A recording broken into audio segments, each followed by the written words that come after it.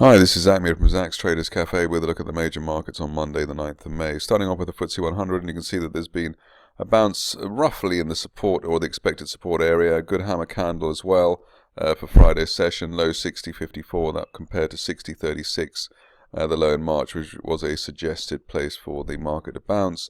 RSI still below 50 at 40, and we're still below the 200-day moving average at 61.92, and also the 50-day moving average at the same level. So be cautious on this market. Wait for an end-of-day close above 61.92. Otherwise, you'll be trading long with a stop loss just below the 60.36 March floor target here, up towards the top of this January trend channel at 6,500 over the next month or so while we hold 60.36. Onto the DAX, and it did almost exactly what it was expected to do, i.e. the bounce off the floor of the gap from April 97.70, slightly overshoot, but 97.37 the low there, and closing just below the 50-day moving average at 99.09. End of day close today above that should take us up to the 200-day moving average again at 10,206 as we maintain this rising trend channel from the early part of February.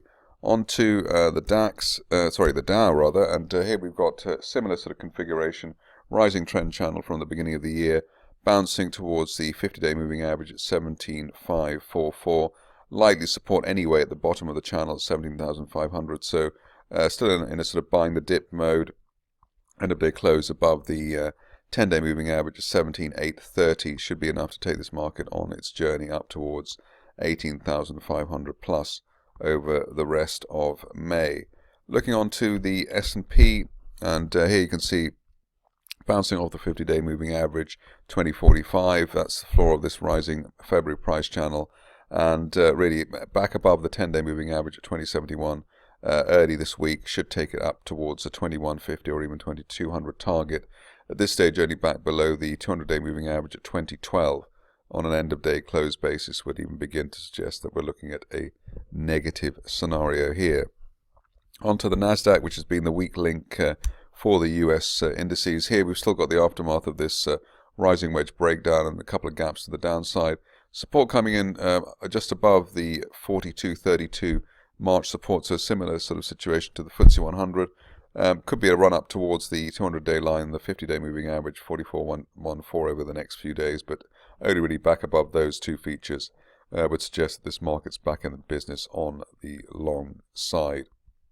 Onto the currencies, and for cable, a situation where we've got really consolidation rather at recent highs. 144.29 is also the level of the 20-day moving average, so that's where support was expected to come in. And while we hold that, the technical glass here regarded as being half full rather than half empty. End of day close above the 10-day moving average 145.35 would be the buy trigger as we look to a retest of the best levels towards 148 and possibly 150 over the rest of May. Only back below the 50-day moving average at 143.07, outright negative at this stage. Onto the euro, and here we're still trying to sort of get back into bullish gear. 113.53 the 20-day moving average, and that's expected to come in as support. End of day close back above the 10-day average 114.10 would lead us back towards 116, but here looks like we've got a bit of a pause while we consolidate that spike towards the 116 level that was seen at the beginning of this month.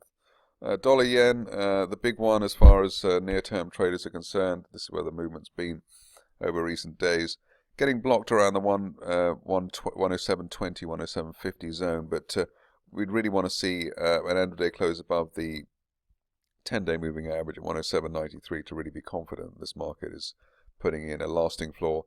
That said, there is bullish divergence here with the April and May lows there.